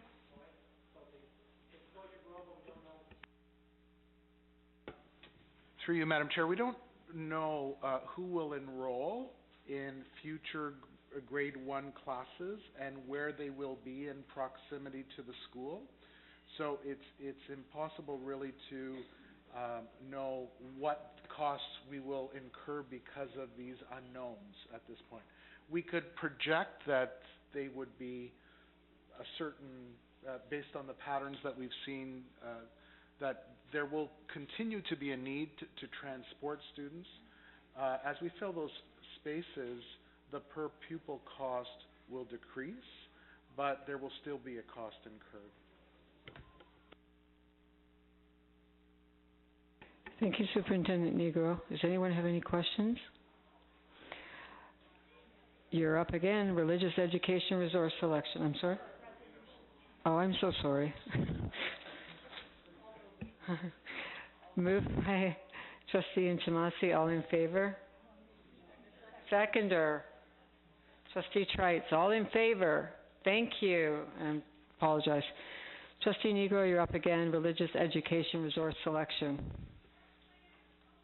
Thank you, Madam Chair. Through you, I present the action report pursuant to the last staff report on the purchase of the Grade 1 Religious Education Resource. This is the one approved by the bishops, and it's called Growing in Faith, Growing in Christ. We are purchasing the entire package to get a sense of each of the different types of resources that are available, and are asking you for approval to do so through this action report. And I'm happy to answer any questions you may have. Trustee Quinn? Through you, Madam Chair, I stated my concern about the initial costs and the escalating costs over the rollout from 2015 through 2018, and I'd like to amend the motion, if I may, please. And how would you like to amend that? Be it resolved that the HCDSB defer the purchase of the Grade 1 Core Religious Education Complete Print and Digital District Implementation Package, Growing in Faith, Growing in Christ, until such time that the publisher lowers their selling price to the satisfaction of the Board of Trustees, and further provides a pricing estimates for the entire Grade 1 through Grade 8 curriculum from 2015 through 2018. Do I have a seconder for that amendment? I'll second it, and I'd like to hear from staff as well. That's seconded. Anyone have any discussion? All in favor of the amendment? Can we? I think just it would be helpful to get some clarification on the specific. Sure. Well, so we're going to move forward with the report? Okay, I asked for discussion. Sorry, well then I'll add to that. Through you, Madam Chair, my intention is to have Superintendent Negro or whoever represents our board return to the publisher and say, I don't have the authority from my board to buy those materials at that price you have quoted us. The Board of Trustees would welcome you to submit an offer of sale for the same material but at a lower price, and give us a cost estimate for the entire grades 1 through grade 8 package at the sharpened pencil price. Anyone else like to comment, discuss? Trustee Rabenda? I don't know whether to laugh or cry. Are we going to do this for every program that we ask to purchase? Trustee Quinn? Through you, Madam Chair, well, when I see something that is a sole sourced, that's very expensive, and has no end price on it, I want to raise a flag and see if we have to accept the first offer of pricing that's given to us. I think we have a duty to be a little bit more careful with the funds that are entrusted to us by the ratepayers, and I'm asking that we go back to the publisher and ask for a better deal. Trustee Intomasi? Just quick, through you, Madam Chair, quickly, 2 points. One, I believe Superintendent Negro did say that he went back to the publisher and he has already tried to get that price reduced. And my second, perhaps more important concern is if he needs these materials to move into next year, and we play around waiting to see if this publisher, who probably doesn't really need our business, to move forward, then our children don't get the books and they don't get the resources. I think if you look back to the minutes, you will find what Trustee Intomasi said is true. Trustee Negro did bring that. You asked the same question and he did answer you. Through you, Madam Chair, without the support of the trustees holding the line on costs, the superintendent will only be stuck with the price that's being offered by the publisher. But what you're asking has already been asked and answered. Yeah, Madam Chair, and I support that idea, and I think that we can put this amendment to a vote, and we have plenty of time. We have a meeting, if this can be brought back to the meeting in 2 weeks, we could still get it in time if any changes, and we can see if any changes can be made. But it could be from a unified voice from the board. I'll call the vote. All in favor. Trustee Jason, you want to say something? This has been delayed a little bit, but it is going to be for this upcoming school year, correct? Okay, thanks. Okay, yeah, for grade 1. Right. All in favor of the amendment?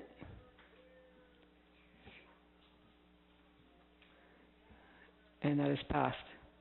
So, all right, the amendment will come back to the June 16th. We just did, yeah. As amended.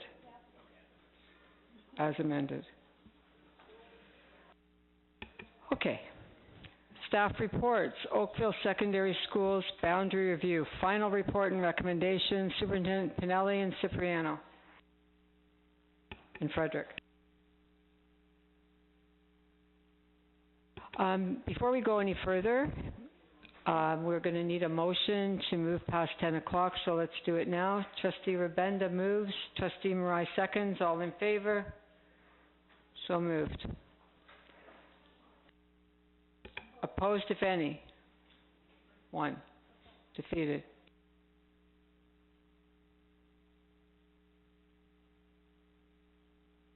So we're now going till 10:30, and then we'll need a unanimous decision to go forward to 11.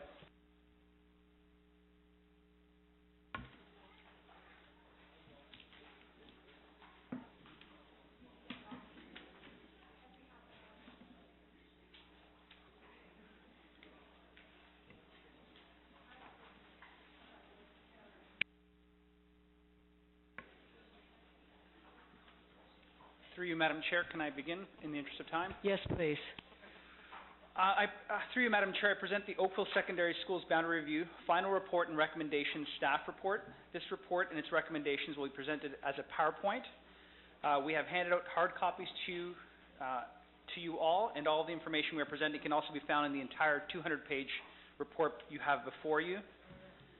The report contains the Advisory Committee membership, which is Appendix A, the March 4th Advisory Committee presentation and associated options, Appendix B, Appendix C, March 4th Advisory Committee meeting minutes, Appendix D, March 4th Advisory Committee questions to staff, Appendix E, March 4th Advisory Committee interim report, Appendix F, April 13th Community Information Meeting presentation and Community Information Meeting feedback compilation, Appendix H, online feedback compilation report, Appendix I, May 14th final Advisory Committee presentation and feedback review, and finally Appendix J, May 14th final Advisory Committee report and recommendation.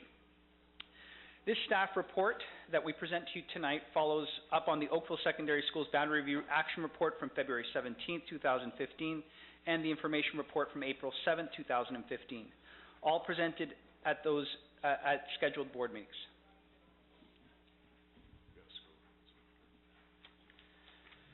You have before you the agenda for our presentation this evening.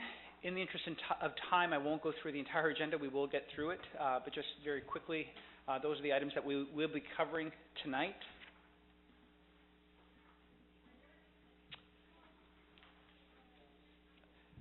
You have before you a list of all the advisory committee members from all of our Oakville elementary and secondary schools. I don't believe we have anyone present tonight. I'm sorry? Yes, it was a full house. But we do want to publicly thank them for their commitment, for their time during presentations, during meetings, during email exchanges. We also have a list of the board staff that were part of the committee. We have Mrs. Pinelli, myself, Mr. Corbacho, and Fred, as well as we want to publicly thank the admin assistants that supported all of the board meetings, the public meetings, the committee meetings, and the public consultation nights.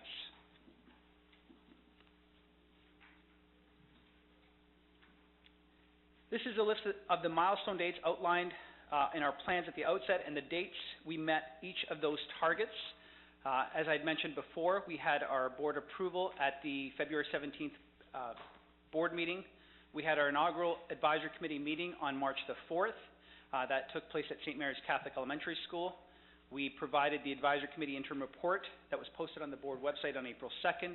We had our community consultation meeting night at St. Ignatius of Loyola Catholic Secondary School on April the 13th. We had community online feedback, which was due May 8th. We had our advisory committee reviews and options community input, which we presented all of the feedback, the online feedback and the public feedback to our committee on May 14th. And then finally, our final report was posted on our website May the 28th, and we present this to you tonight, June 2nd. The final milestone date that we need to hit is our June 16th next board meeting, where you will receive delegations and approve the new secondary school boundary.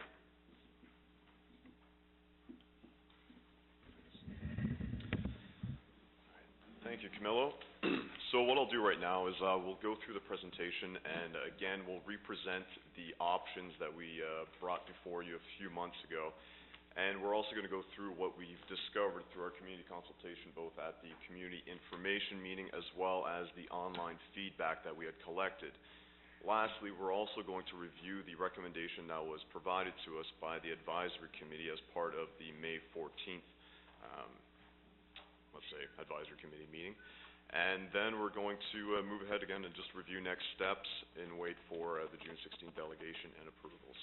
So just to start us off here, when we're doing these boundary reviews, again, we just want to remind you that we do this under the optics of the 6 criteria that we have within our policy. So I'm just going to run through them rather quickly. Firstly, we really want to optimize the existing space that we have in bricks and mortar. This is interior, inside the school itself, as opposed to putting kids within portables. We want to utilize the space as best we can. And that segues quite well into the second criteria, which is we really do want to minimize the use of portables at some of our schools. We also want to reduce the amount of school boundary changes that we do. Rule of thumb is typically 5 years. We don't want to start doing boundary reviews within that time because it displaces students and there's too much inconsistency. So that is another major criteria that we've taken into consideration here. We also want to make sure that the transportation that we are providing is cost effective, so we really want to maximize the walking students' boundaries, and we don't want to be transporting them across the world essentially. And then another big component, and again this ties back to the first point, is that when we have a school that is at capacity or is full, offer wider, not necessarily, it's a more cost effective range of program offerings. So we're not funding underutilized space, I guess is the best way to put it. And the last but not least, it's we want to give consideration to parishes. So at the secondary level, it's less of a consideration given the fact that our secondary schools do have a parish within them as opposed to elementary ones. So I'm going to run through the boundaries, and then we will move ahead with, I guess, the remainder of the presentation. So again, just to give you a little bit of recap as to how we present these boundaries. This is just kind of an example, a legend as to what you're going to be seeing in the next few slides, and also what's presented in the, let's call it the compendium of all the past reports, presentations, and whatnot, as well as enrollment projections. So I just want you to point your attention at the map up top. Essentially, when we are redirecting a patch, study area, geography, we're going to encase it within a border, and then we're going to direct it to the school, and we color coordinate. So in this case, Aquinas is pink, green is Holy Trinity, and St. Ignatius of Loyola is yellow. So the current boundaries, again, just to reiterate as to why we are undertaking this process at this time, is really a story of increasing enrollment pressures as well as declining enrollment at our other two schools. Recall the first criteria, we want to really utilize that space that we have. And I guess what's happened is north of Oakville, north of Dundas, is causing some significant pressures at St. Thomas of Aquinas, which is a school that cannot accommodate portables due to site constraints, and, well, really, it could not reasonably accommodate portables. And there's a huge potential right now to redistribute growth from the North Oakville area to schools that right now are running under capacity, that are underutilized, where we're funding empty spaces. So the first option we were reviewing is, I guess the simplest way of putting it is redirecting St. Mary's as a whole minus V23, which is a study area that is yet to be under development today, and direct that to Loyola. Everything east of Trafalgar Road, we would direct to Holy Trinity. Again, we are redistributing that growth that's occurring in the north of Oakville to two of our secondary schools in need of enrollments. Option 2 is very similar to option 1. However, in this case, we are redirecting Holy Family, which once was a school of Holy Trinity, back to it. The third option is slightly different. Again, we're meeting the requirement of redistributing growth in the north. However, in this case, we are taking everything south of Dundas, and we are sending that, or we're leaving it at St. Thomas of Aquinas. Now, there is an issue here, and I want to be clear, is first, we are splitting grade 8 families. So north of Dundas, the existing grade 8s will be going to Loyola, whereas those in St. Mary's would be going to Aquinas, so these kids will be separated. That is one. The other very important consideration that should be had is based on one of our criteria, where in both this as well as the next option, we may be looking at another boundary review within the 5 years. So we need to be cognizant of that, because again, those pressures that are occurring at St. Mary's will be placing strain on Aquinas. Again, option 4 is a variant of option 3. In this case, again, we are sending Holy Family to Holy Trinity. Now, we're going to do a quick little feedback as to what happened in the community consultation. I actually encourage you to read the report that our Research and Development Department had done for the online components. It was quite thorough, and it provides a number of details that are quite interesting. Now, for what happened at the community information meeting, I'll just give you a little bit of recap. We met on April 13th, as Camilla had pointed out, and what we did is we grouped everybody in 4 separate quadrants. Then we asked them to, and in those quadrants there was an option. We asked them to provide their comments, their views on a giant piece of paper and say, what do you think of this option? Once that was done, we let them circulate to all the other options and review whether or not they agreed with certain comments. And from that, what we did is collected all the information and reviewed it and analyzed some of the key trends or key themes that we could pull from this. Before we get into the themes, the one thing I wanted to point out is that there was a total of 107 pre-registrations that we received prior to the meeting, which was posted 2 weeks prior, or if I recall, it was 2 weeks. Of those 107, 41 registrants attended, and what this essentially shows you, this little graphic here, is it gives you a representation of those who attended, where they were coming from, because we did collect their postal codes to see where the distribution was of the attendees and the participants. Those that were not present, which we could either associate as being they're approving in silence of the options, or they preferred to do the online portion of it because they didn't have time, so that opportunity was open to them, and then the total registrations. Quickly, this map is a representation of, sorry, on the screen it's a little difficult to see, but you'll see X's and O's, and the O's are those that attended, the X's are those that did not attend, and what we really saw is that there was a good distribution of students in not only the schools that were affected, but schools that were not affected. Again, this boundary review is to the benefit of all Oakville secondary schools, not just elementary schools at that.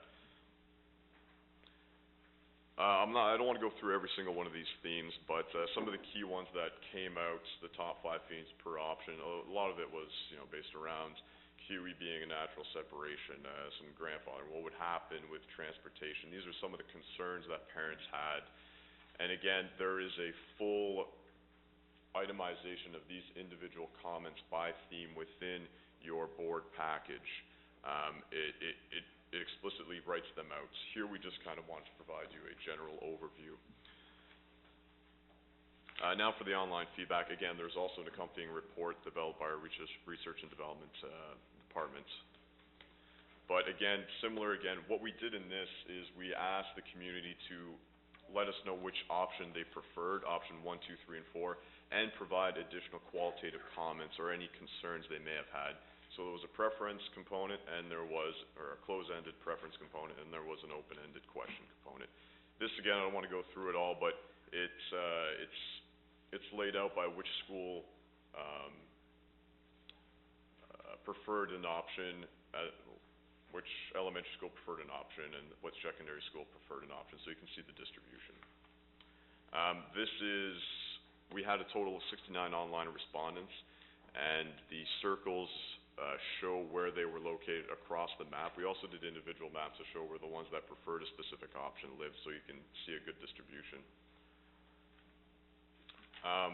So this was the breakdown as to preferences. So option 1 received the most, option 2 the second, 3 the least, and 4 the third. This was the so these are the maps I was discussing earlier. These are the distribution of students as to those who preferred option 1 where they reside. And these are additional themes that we pulled from the research and development report. Again, they're more clearly laid out. Big topics here is where the growth is occurring, what's the grandfathering considerations. There were concerns about relationship between students.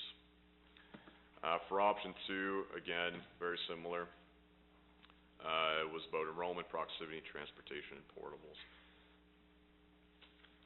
Option 3, siblings, relationship, programs, projected growth. And option 4, it was about specialized program relationship, enrollments, geography, and proximity. I understand I'm going a little bit quickly here. If there's any additional information or questions, please let me know and I'll get to them right away. Oh, and there were also geography, transportation, and grandfathering themes in the 4th option. So in the second in the second advisory committee meeting, we did something a little bit similar to what we did at the community information meeting. We discussed this entire presentation. We provided them with all the community information meeting feedback as well as the online feedback, and then we spread them out into 3 groups. There was a total of 14 school representatives that attended that night, and we'd let them go review the options, review what we had provided them in terms of information, and then reach, which option they preferred and what other recommendations they wanted to come forward with. At the end of the day, they came to a unanimous decision, and this is the recommendation. I'm going to read it verbatim because I don't want to miss anything. So, the Oakville Secondary School Boundary Review Advisory Committee unanimously agreed to recommend to the Board of Trustees that option 2 be adopted with the following additional considerations. Consideration 1, that all grade 9, 10, and 11 students enrolled in the 2015-2016 school year, that's next year, be offered the option, grandparented, to remain at St. Thomas Aquinas Catholic Secondary School until they graduate. Consideration 2, transportation be provided for the 2016-17 school year to St. Thomas Aquinas Catholic Secondary School. For all students redirected from St. Thomas Aquinas Catholic Secondary School, no transportation will be provided after June 30th, 2017 to student residing outside of the St. Thomas Aquinas Catholic Secondary School attendance boundary area. Consideration number 3, siblings of students redirected from St. Thomas Aquinas Catholic Secondary School to St. Ignatius of Loyola Catholic Secondary School or Holy Trinity Catholic Secondary School will not be grandparented to remain at St. Thomas Aquinas Catholic Secondary School and will not be provided transportation to St. Thomas Aquinas Catholic Secondary School. Consideration 4, board staff organize a meeting with the St. Mary and Holy Family school communities to communicate that they have the option to attend St. Ignatius of Loyola Catholic Secondary School, which St. Mary's, the elementary school, is being redirected to, and Holy Trinity Catholic Secondary School, Holy Family, being directed there, effective the September 2015-2016 school year as cross-boundary students. However, transportation will not be provided until the 2016-17 school. And if I may interrupt there, just to clarify that. So what that essentially means is that the current grade 8 students at St. Mary and at Holy Family that are currently in grade 8 now, they have 1 month left of school, they would be offered at this time, and obviously depending upon your vote on the 16th on this recommendation, we would essentially offer them the opportunity to apply cross-boundary to St. Mary's grade 8s, to St. Ignatius of Loyola for this coming school year and grant that cross-boundary, and likewise Holy Family students in grade 8 the opportunity to apply cross-boundary to Holy Trinity for the coming September 2015. That way, if we know ahead of time that boundary is going to change for the following year, give those students an opportunity to start their high school experience at the school where their transportation at one point will be directed. Now, obviously, the timelines would be incredibly tight, as it is June 2nd already. Depending on the recommendation or the approval of the board, we would have a very short window to have this type of meeting and create this type of opportunity for these students. So I just wanted to clarify that additional consideration number 4. Thanks, Camilla. And consideration number 5 would be that Holy Trinity and St. Ignatius of Loyola Catholic Secondary School place additional emphasis on their promotional effort to better inform parents of the wide variety of programming these schools have to offer. Again, our next steps is we'll be seeing you again next week on June 16th, 2 weeks. It'll feel like a week, I guarantee you. So in the meantime, if there are any questions, I'd be more than happy to respond, as well as for Camilla. Thank you for all of your work, and please pass on our thanks to everyone involved. It was a really, really thorough report. We have a question from Trustee Quinn. Trustee Marai, too. Through you, Madam Chair. Thank you very much. I was very impressed with the work of this board staff and the participation of all the advisory committee members, so thank you to them. I'm wondering if it would be possible for us to move a motion this evening to accept the recommendations of the advisory committee tonight, so as to give that extra 2 weeks for parents, unless there are concerns from trustees that they would not be in favor of the advisory's motion. We're going to listen to the other questions, Giacomo, and then I guess we can come back to that afterwards. I believe Trustee Danko has a question, and Trustee Rowe has a question, and Giacomo, you're up now. My only comment is it wouldn't be appropriate to do that motion this evening because we are going to, the community is aware of this recommendation, and they'll have the next 2 weeks to prepare a delegation to the board to make any adjustments they wish. Okay. Thank you, Madam Chair. I just wanted to reiterate as well that I've always been impressed with the way this particular policy works in its consultative approach. And I think Planning Services has done an outstanding job here to present us with information that we can act upon. Trustee Rowe? Just a question on the recommendations, the additional considerations. I know we have a general policy about grandfathering and transportation stuff. Do these 5 recommendations or considerations vary greatly from what we usually do, or are they pretty much in line? Superintendent Pinelli. Thank you, Madam Chair. That's a very good question. We grandfather usually the last year. So in other words, the students that would be in grade 11, let's say in a high school.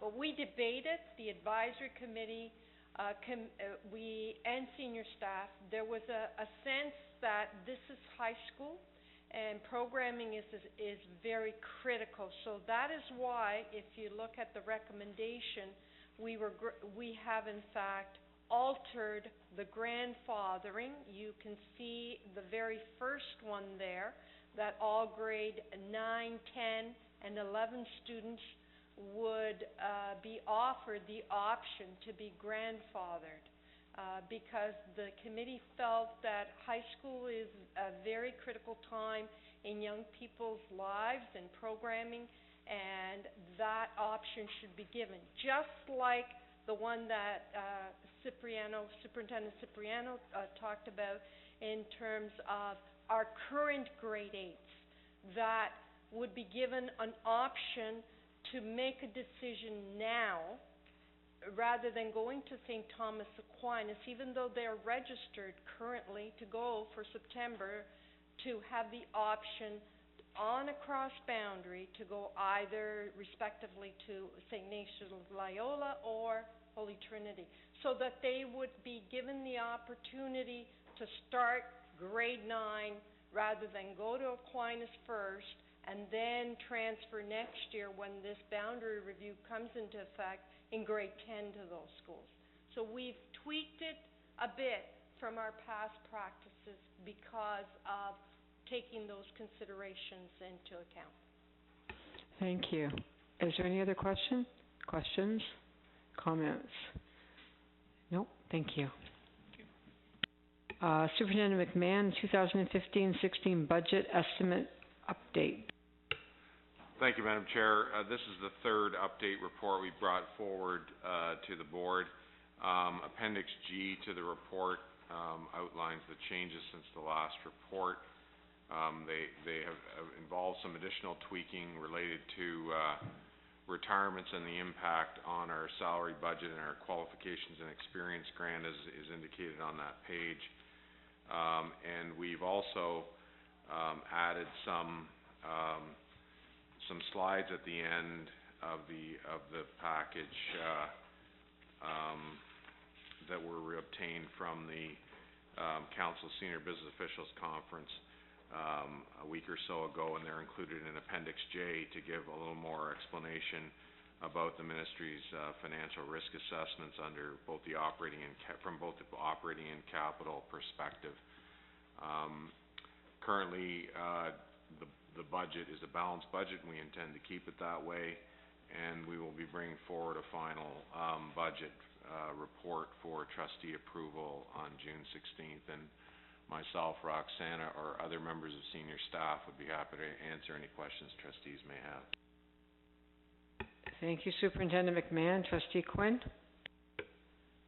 Through you, Madam Chair, to the Secretary, I had indicated to the Director that I was interested in finding out what the fees and other dues that our board pays to various groups and associations, and they're not specified specifically in the budget, so I'm wondering if the Director was able to find any of that information for me for this meeting. Through you, Madam Chair, if it is the will of the board that I bring back all of that information, I can do so, but I haven't prepared that report. I was asked to bring that here, and we would ask trustees to direct us to do that as a staff report. Do you bring that as a notice of motion? Or just ask?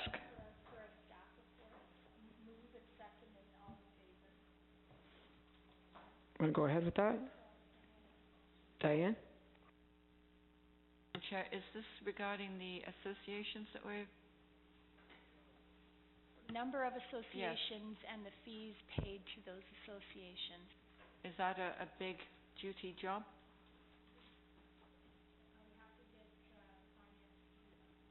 Okay, thank you. So then I'd like... We can do it. We can drill down and get the information. I can assure trustees, apart from the OCSDA fee, which is about $100,000, which we've mentioned before, the other fees, if you add them up, are not a significant part of this budget. But we'd be happy to provide that information if trustees so wish.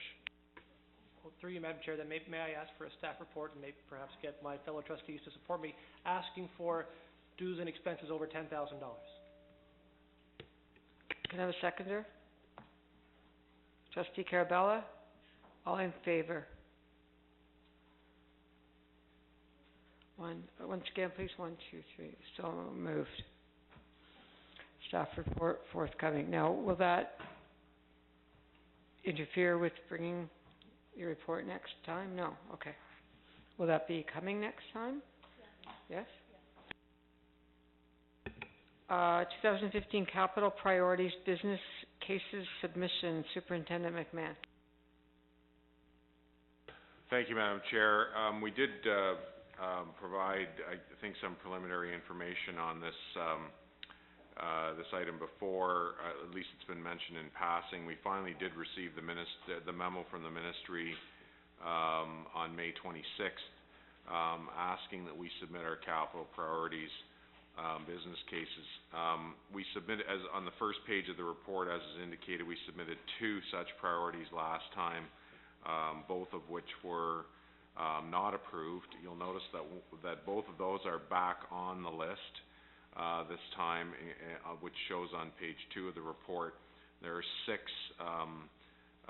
capital priorities that we're putting forward at this time, and that we have initiated discussions with our consultant to help prepare business cases. So we will bring this back at the next board meeting to get trustees' approval on these priorities.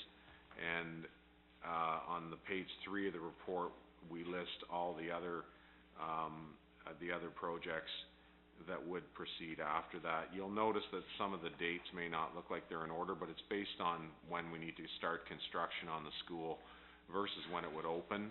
And we're leaving in there 3 years to build a secondary school and 2 years to build an elementary school. Sometimes we can do it faster than that, but we put those timelines in there. So myself, Fred, or Giacomo would be happy to answer any questions trustees may have.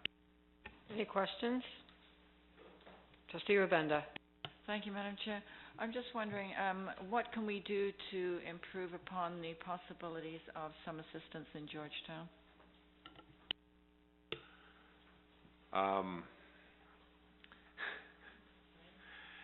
That's a difficult one, Madam Chair, through you to Trustee Rabenda.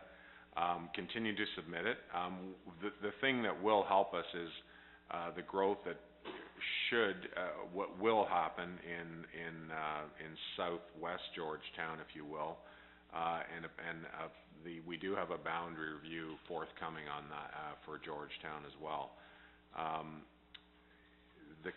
What we've heard from the ministry, and Fred or Giacomo may wish to comment, is that that school, when compared with other schools in the school stock and other school boards, is in relatively good shape compared to others. That's probably the short end of it. Fred, I don't know if you wanted to add anything to that. I'm sorry, Fred, before we get started, I'm going to ask now, with a minute remaining, I'm going to request that we go past 10:30, and I'll need unanimous vote for that.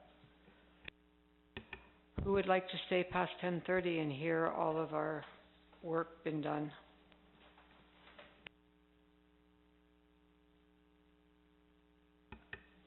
That motion has failed.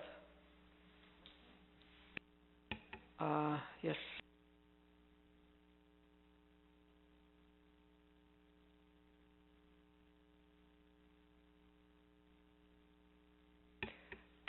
we approve that to go forward?